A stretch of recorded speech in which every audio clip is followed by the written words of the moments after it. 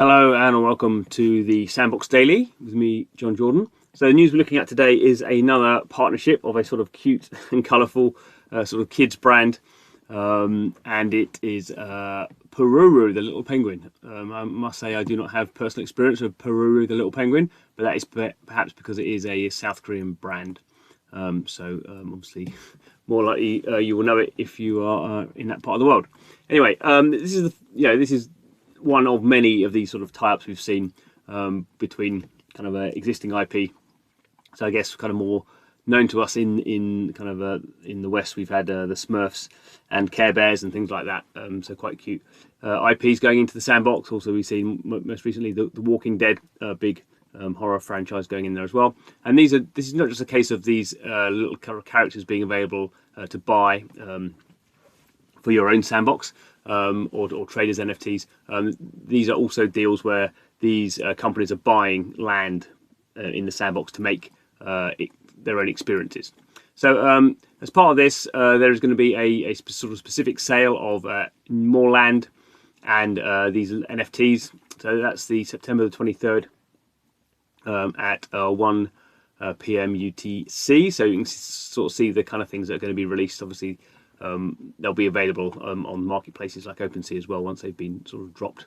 So we have the usual sort of thing, premium lands. So 374 premium lands are going to be made available, first come first served, and those lands also have these bundled characters. So we see some of the characters and some of the other items that are going to be kind of bundled along there. So there's a video about that. Coming behind Pororo Iconics. I have heard of Teo the Little Bus and Tipito. They're a bit better known, to me at least.